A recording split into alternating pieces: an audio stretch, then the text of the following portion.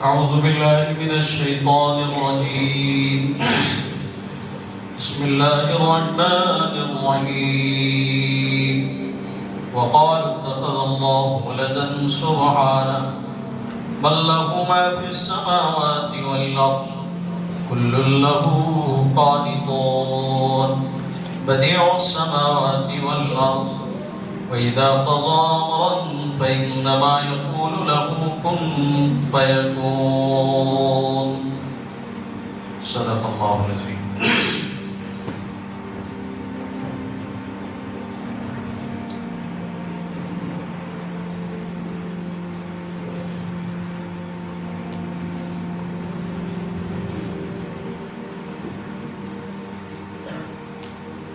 یہودیوں میں سے بعض یہ کہتے تھے کہ حضرت عزیر علیہ السلام اللہ کے بیٹے ہیں. اسے ہی نصارہ کہتے تھے کہ عیسیٰ اللہ کے بیٹے ہیں. تو اللہ تعالیٰ نے ان کا جواب دیا سبحانہ سے کہ سبحان اللہ کی ذات پاک ہے. کیسی محمل باتیں اور بیکار باتیں یہ لوگ کر رہے ہیں.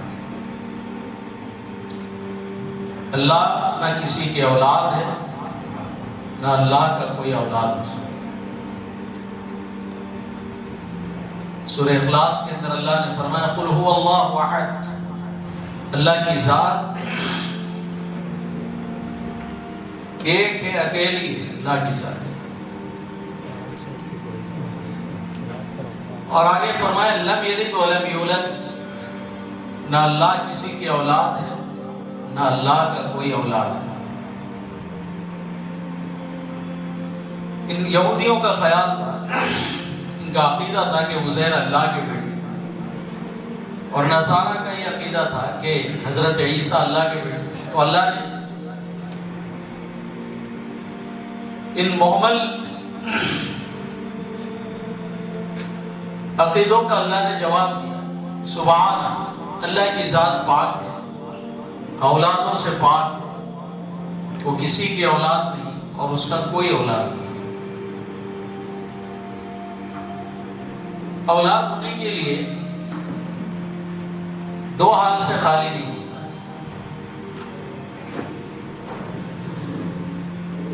یا تو وہ ہم جنس ہوگی یا ہم جنس نہیں ہوگی.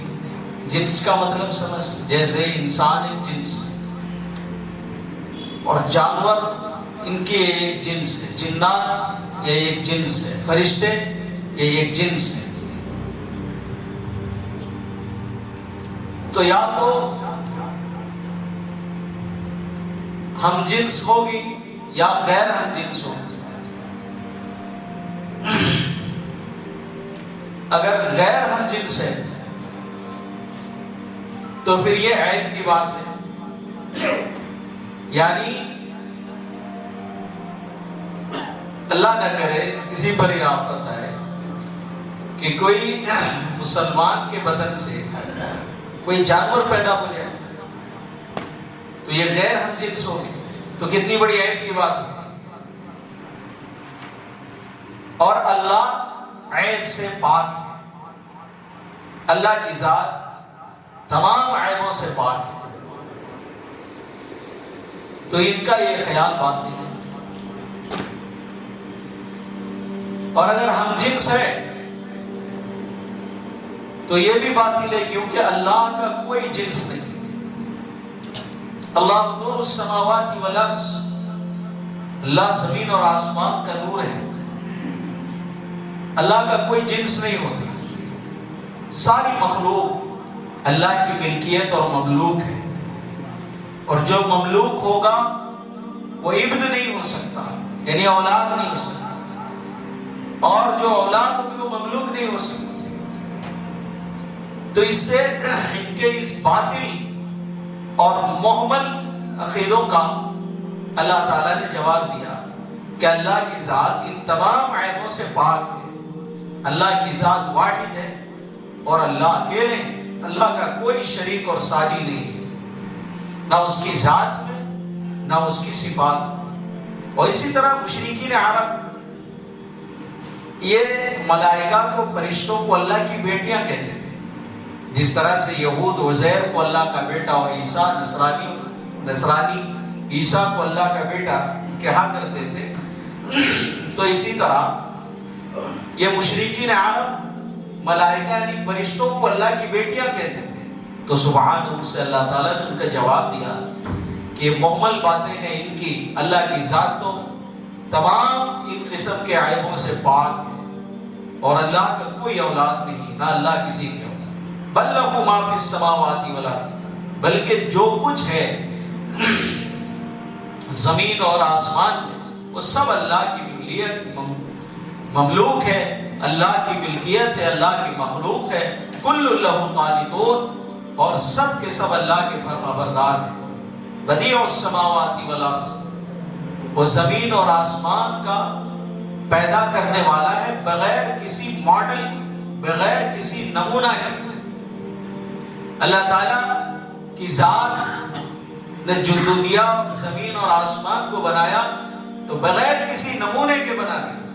جیسے ہم کوئی بلڈنگ بناتے ہیں یا عمارت بناتے ہیں تو ہم اس کا ایک ماڈل تیار کرتے ہیں، ہم جا کر آرکیٹیکچر سے بتاتے ہیں کہ ہمیں اتنے روم چاہیے، ایسا ہال چاہیے، اس طرح کا کچن اور اس طرح کی ڈائننگ ہال، تو ایک ماڈل پیش کرتا ہے کہ یہ ماڈل ہے، پھر اس کو انجینئر لیتا ہے، وہ اس کے اعتبار سے خاکہ تیار کرتا ہے، پھر اس کے بعد بیلداروں کے ہاتھ میں آتی ہے اور وہ اس کے اعتبار سے عمارت بناتا ہے۔ تو کتنی اس کے لیے تیاریاں کی جاتی ہے، اور اللہ کی ذات ان تمام چیزوں سے پاک ہے، بغیر کسی نمونہ اور بغیر کسی سابقہ مانتے کہ اللہ نے زمین اور آسمان کو پیدا کیا۔ بدیع السماوات والارض، وَإِذَا قَضَىٰ أَمْرًا فَإِنَّمَا يَقُولُ لَهُ كُن فَيَكُونُ، جو ذات اتنی قدرت والی ہو، جو اللہ کی ذات، اسے کس کی ضرورت ہے؟ کسی اولاد کی اس کو بھلا ضرورت ہو سکتی ہے؟ یہ ان کی محمل باتیں تھیں یہود و نصارہ اور مشرکین عرب کی۔ وَإِذَا قَضَىٰ أَمْرًا فَإِنَّمَا يَقُولُ لَهُ كُن فَيَكُونُ، اللہ کی ذات کو کسی چیز کے بنانے اور بگاڑنے میں کسی کے تعاون اور مدد کی ضرورت نہیں ہے۔ اذا قضا امرا، اللہ پاک کی ذات جب کسی معاملات کے، کسی چیز کے بنانے کا فیصلہ کرتی ہے، اللہ کی ذات، اللہ تعالیٰ جب ارادہ کرتے ہیں تو صرف کہتے ہیں کن، ہو جاؤ، تو وہ چیزیں وجود میں آ جاتی۔ زمین اور آسمان کے بنانے سے پہلے اللہ نے فرمایا کہ کن، بن جاؤ، تو دھرتی بن گئی اور آسمان بن گئے، ستارے سج گئے، چاند سورج سیارے سب آسمان میں سج گئے اور لائٹوں کا کام دینے لگے انسانوں کے۔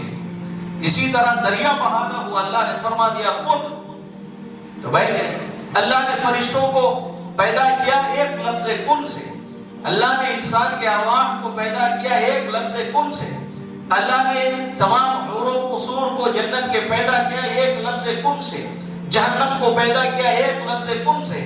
اللہ تعالیٰ کو کسی کی تعاون اور نصرت کی کوئی ضرورت نہیں ہوتی۔ ایسی نرالی ذات اور قدرت کاملہ والی ذات جو کسی کا کوئی چیز کے بنانے میں یا وجود میں لانے میں یا صنعت کاری میں کسی کے محتاج نہیں، اس پر یہ اس طرح کی محمل باتیں، اس کو اولادوں کی کیا ضرورت ہے؟ تو اللہ تعالیٰ نے اس کا جواب دیا، اذا قضى امرا فانما يقول له كن فيكون۔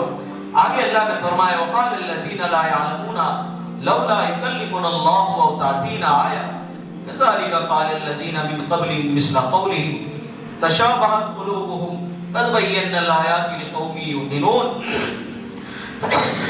یہ مشرکین عرب یہ کہا کرتے تھے نبی علیہ السلام سے کہ اگر آپ اللہ کے رسول ہیں تو اللہ ڈائریکٹ ہم سے کیوں نہیں کلام کرتا؟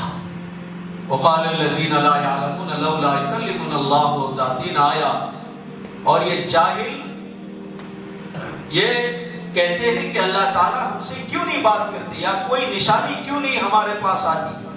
كذلك قال الذين من قبلهم مثل قولهم، یہ ان کے باتیں اسی طرح کی ہیں جو ان سے پہلے کی امتیوں نے ان کے رسولوں سے کیا کرتے تھے. مثل قولہ تشابہت قلوبہم، اور ان کے دل کفر و عناد میں ایک دوسرے کے مشابہ ہیں. قد بینا الآیات لقوم یوقنون، ہم نے بہت ساری نشانیاں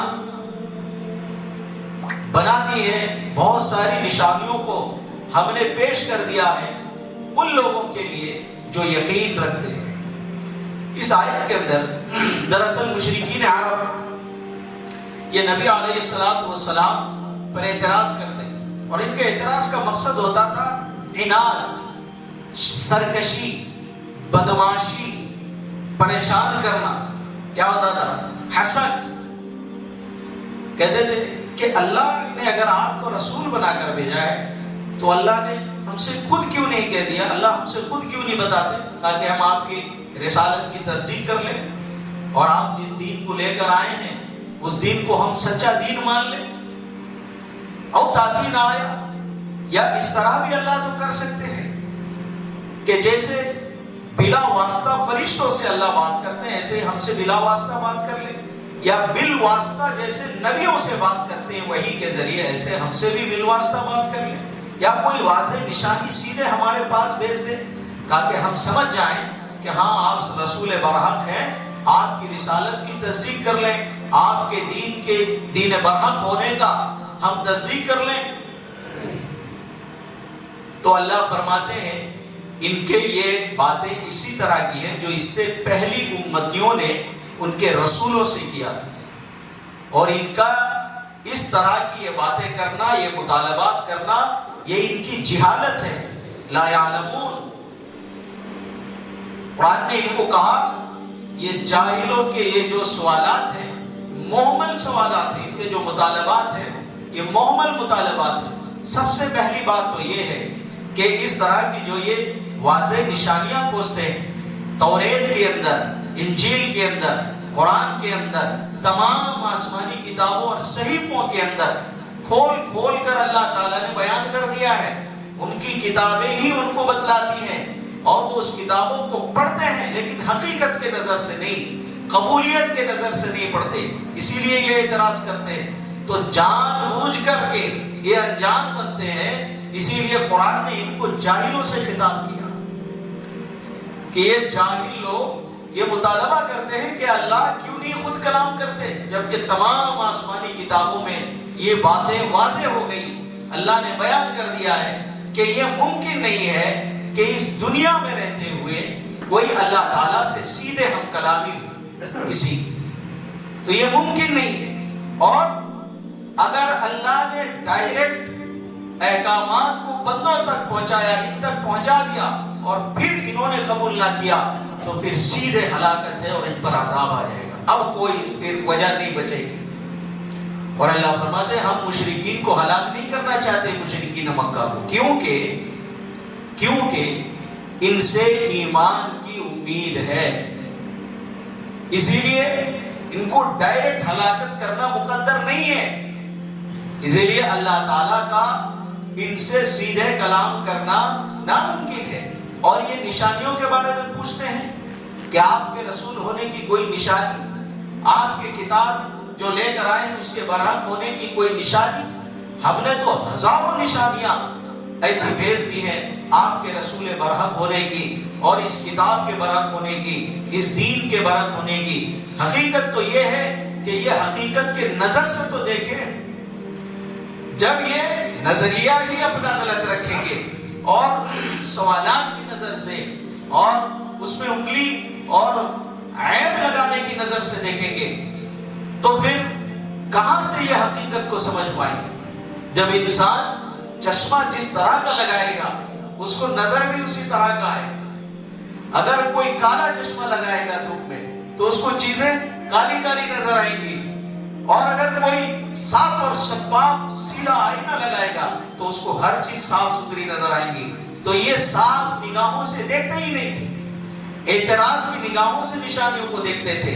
تو سمجھ کہاں سے پائیں گے؟ وجہ اس کی کیا تھی؟ ان کے دل کے اندر کی عناد تھی، ان کے حسد تھی، جس کی وجہ سے یہ اس طرح کے سوالات کیا کرتے تھے. حالانکہ یہ جانتے تھے تمام آسمانی کتابوں کے اندر یہ چیزیں اللہ تعالیٰ نے بھیج دی ہے اللہ نے بیان کر دیا ہے، ان کی کتابیں ان کو بتلاتی ہیں کہ یہ چیز ناممکن ہے کہ اس دنیا کے اندر اللہ تعالیٰ سیدھے کسی سے ہم کلام ہو۔ وہ اگر ہم کلام ہو جائیں اور پھر یہ ٹھکرا دیں تو پھر عذاب ان کے لیے طے شدہ ہو جاتا ہے، اسی لیے یہ چیز ناممکن ہے۔ اب اگر کوئی نشانیوں کو نہیں مانتا ہے تو چھوڑیے ان کو۔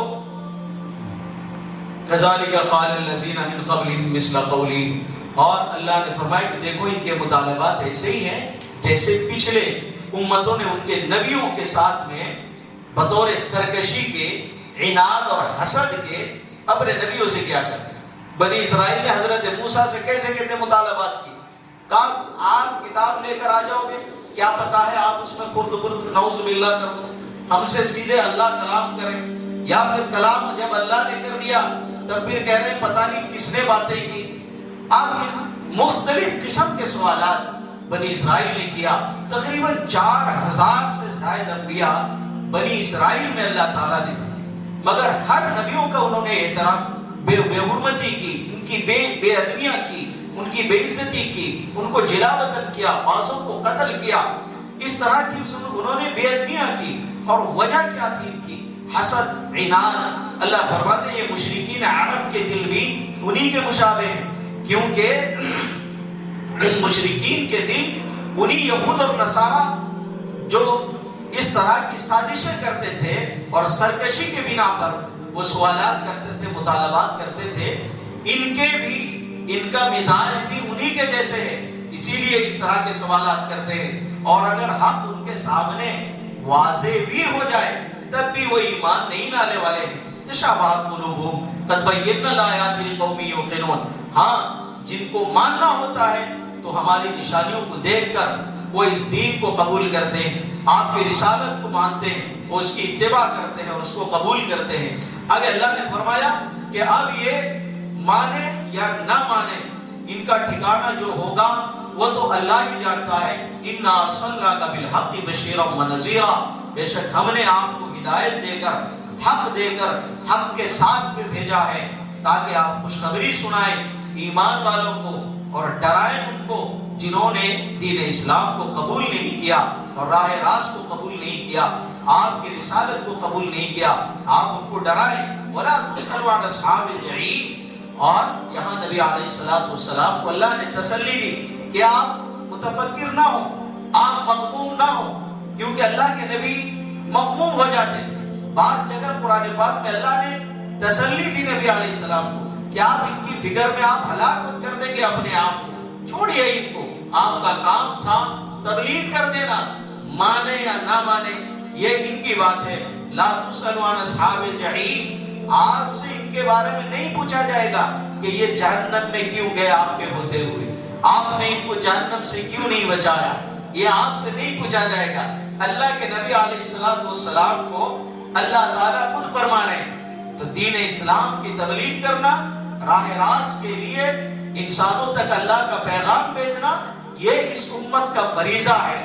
اگر امت اس پر صحیح طور پر اس کو پہنچا دیتی ہے تو گویا اپنی ذمہ داری سے سبکدوش ہو گئی، اب اس کے بالکل پیچھے نہ پڑ جائیں کہ یہ کیوں نہیں آ رہا ہے، اب اس کا محاسبہ کرنے نہ لگ جائیں۔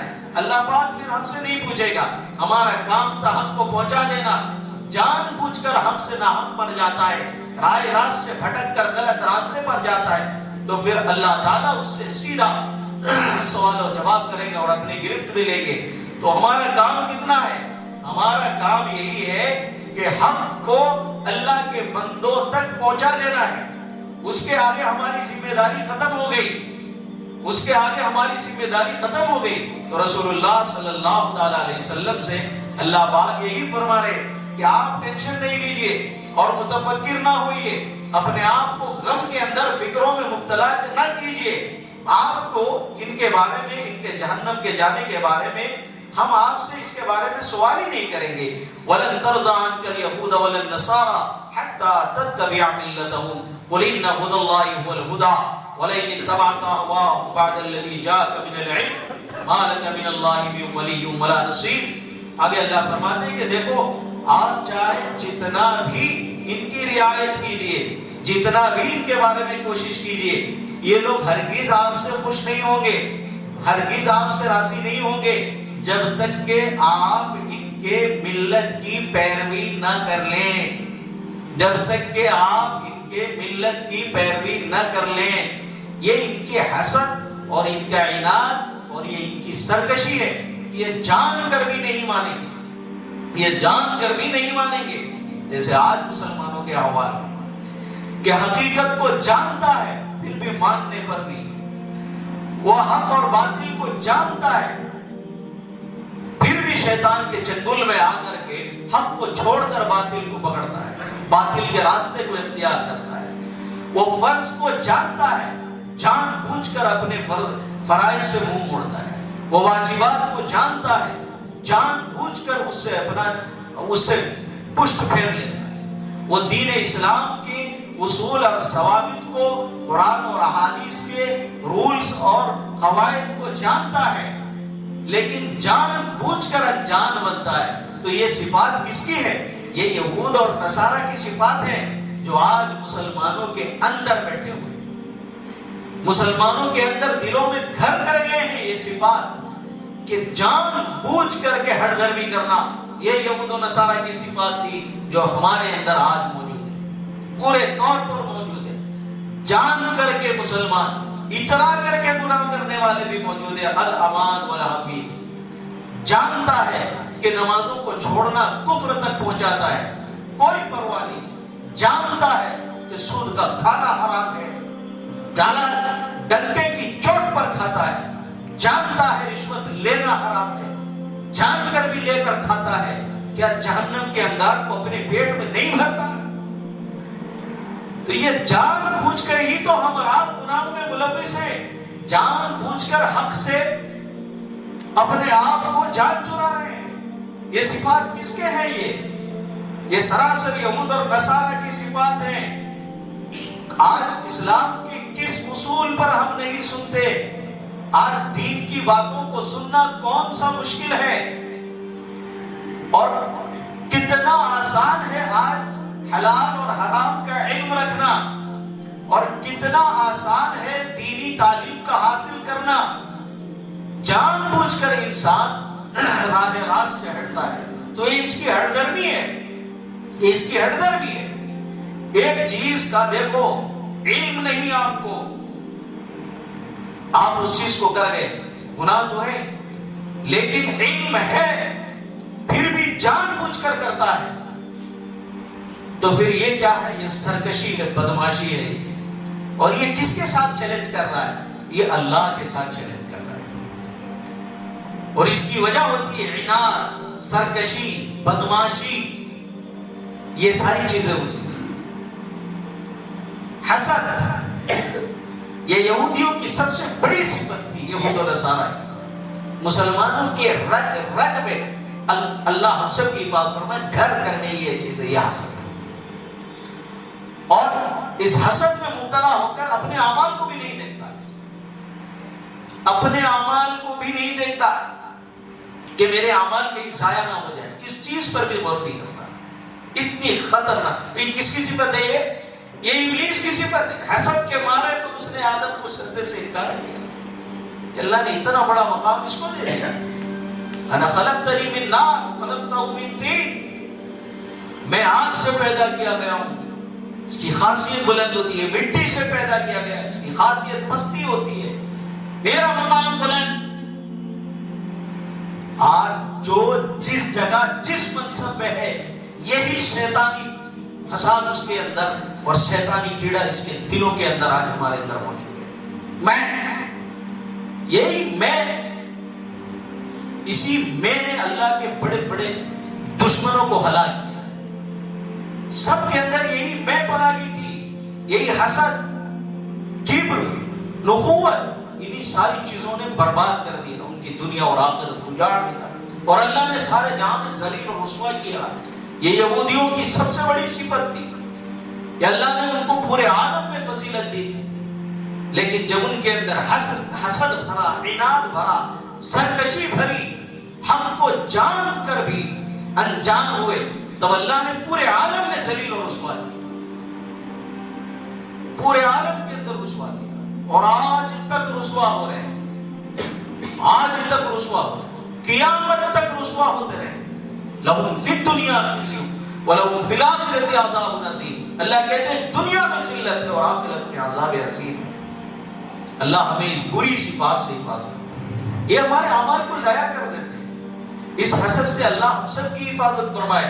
اللہ کے نبی علیہ السلام نے فرمایا ایاکم الحسد، حسد سے بچو، بہت خطرناک چیز ہے، بہت خطرناک چیز ہے یہ، بہت خطرناک، سارے اعمال کو ختم کر دیتی ہے۔ اللہ کے نبی فرماتے ہیں جیسے ایک ماچس کے تلی ہو ایک درخت کو جلانے کے لیے کافی ہوتی ہے، ایسے ہی حسد کی ایک چنگاری ہو تمہاری زندگی بھر کے تہجد، نوافل اور عبادت اور اعمال کو جلا کر بھسم کرنے کے لیے کافی۔ یہ حسد اناد کیا ہے، ہماری سوسائٹی کو برباد کیا ہے۔ یہ دونوں چیزیں، یہی صفت تھی ان یہودیوں کے بربادی کی، یہ بنیادی صفات ہے کہ انہوں نے آپس میں ہی اناد، حسد، دشمنی کو لا کر کے ایک دوسرے کو قتل، ایک دوسرے کو غارت، ایک دوسرے کو جلاوطن، ایک دوسرے کے مال کو لوٹنا، غصب کرنا اور ان کو بے عزت اور ذلیل کرنا، یہ یہودیوں کی بنیادی صفات تھی جو آج ہمارے اندر ہے، اس امت کے اندر ہے، علمان والافیس، اور ہم یہ نہیں سمجھ پا رہے ہیں کہ ہمارے اعمال ضائع ہو جائیں۔ جیسے برف کی ایک سلی ہے، جب وہ آپ اس کو رکھ دو ایسے ہی باہر لا کر وہ پگھلتی ہے تو پتہ نہیں چلتا، پتہ نہیں چلتا۔ ایسے ہمارے اعمال دھیرے دھیرے دھیرے دھیرے ضائع ہو جاتے ہیں ان حسد و اناد کی بنیاد پر، ہمیں اس کا پتہ نہیں چلتا۔ پانی بن کر بہہ جائے گی وہ برف کی سلی جو کسی چیز کے لیے کام آنے والی، نیکیاں ہماری ایسی بہہ جائیں گی جو ہماری دنیا اور آخرت کی سب سے بڑی بھلائی اور کامیابی کا ذریعہ بنے گی، یہ بہہ جائیں گے۔ اللہ ہم سب کی حفاظت فرمائے۔ تو وَلَن تَرْضَىٰ عَنكَ الْيَهُودُ وَلَا النَّصَارَىٰ حَتَّىٰ تَتَّبِعَ مِلَّتَهُمْ۔ سنو، یہ لوگ کبھی آپ سے راضی اور خوش نہیں ہوں گے یہاں تک کہ آپ ان کے دین کی پیروی کر لیں۔ قُلْ إِنَّ هُدَى اللَّهِ هُوَ الْهُدَىٰ، اور آپ ڈنکے کی چوٹ پر کہیے کہ دراصل صحیح راستہ تو وہی ہے جس کی ہدایت اللہ نے دی ہے، اور وہ اسلام ہے جو صرف اسلام ہی برحق ہے اور باقی سارے مذاہب باطل، سارے مذاہب باطل۔ وَلَئِنِ اتَّبَعْتَ أَهْوَاءَهُمْ بَعْدَ الَّذِي جَاءَكَ مِنَ الْعِلْمِ۔ اب یہاں سے دراصل امت مسلمہ کو خطاب ہے، وَلَئِنِ اتَّبَعْتَ أَهْوَاءَهُمْ بَعْدَ الَّذِي جَاءَكَ مِنَ الْعِلْمِ، اور آپ کو معلوم ہونے کے بعد بھی اگر آپ نے ان کی اتباع کی، یہودیوں کے صفات کو اپنایا، نصرانیوں کی صفات کو اپنایا، کفر و شرک کی مشابہت اختیار کی، مَا لَكَ مِنَ اللَّهِ مِن وَلِيٍّ وَلَا نَصِيرٍ، نام کا دنیا میں کوئی اللہ کی طرف سے مددگار ہوگا جو آپ کی حفاظت کر سکے، اور نہ کوئی آخرت میں آپ کا مددگار ہوگا جو اللہ کے پکڑ سے، عذاب سے بچا سکے۔ آگے اللہ تعالیٰ ان ایمان والوں کے بارے میں بتلانا چاہتے ہیں جنہوں نے کتاب اللہ کی فرما برداری کی، اور جیسے اس کو پڑھنے کا اور اس پر عمل کرنے کا حق تھا اسی کے اعتبار سے اس پر عمل کیا اور اسی کے اعتبار سے اس کو پڑھا۔ اللہ فرماتے ہیں الذین آتیناہم الکتاب یتلونہ حق تلاوتہ، اور جن کو ہم نے کتاب دی اور انہوں نے اس کو ایسے ہی پڑھا جیسا کہ اس کو پڑھنے کا حق تھا، یعنی اس کے حق کو حق سمجھا اور ناحق کو ناحق سمجھا، حلال کو حلال جانا، حرام کو حرام جانا، جائز کو جائز اور ناجائز کو ناجائز سمجھا۔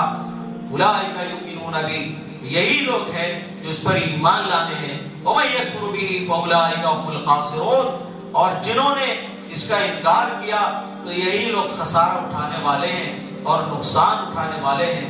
آگے اللہ تعالیٰ بنی اسرائیلیوں سے خطاب کرتے ہیں، اے بنی اسرائیلیوں یاد رکھو ان نعمتوں کو، میری ان نعمتوں کو یاد کرو۔ اس سے پہلے بھی اس کا تذکرہ آیا ہے، اب اللہ پاک یہاں پر آخر میں بتلا رہے ہیں کہ میری ان نعمتوں کو یاد کرو جو میں تم پر تم کو میں نے اور تم کو تمام عالم والوں پر فضیلت دی تھی، پورے عالم کے اندر تم کو فضیلت دی تھی، اور پورے عالم کے اندر تمہارے مقام کو بلند کیا تھا، بادشاہت بھی اللہ نے دی، ہر طرح کی نعمتوں سے اللہ تعالیٰ نے نوازا، مگر تم اپنے کفر کے بنا پر، تم اپنے عناد اور سرکشی اور کبر کے بنا پر تم نے ان تمام چیزوں کو اپنے ہاتھوں سے گنوا دیا اور ہٹ درمی کی۔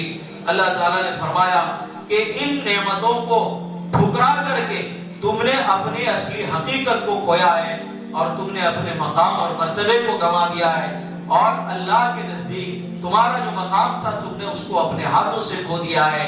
اللہ تعالیٰ سے دعا کریں اللہ تعالیٰ ہمیں ان بری صفات اور خصلتوں سے ہماری اور پورے امت مسلمہ کی حفاظت فرمائے۔ اللہ تعالیٰ قرآنی زندگی نصیب فرمائے، اپنے رسول کا صحیح فرما بردار بنائے۔ آمین ثم آمین۔ وآخر دعوانا الحمدللہ رب العالمین۔ بسم اللہ الرحمن الرحیم۔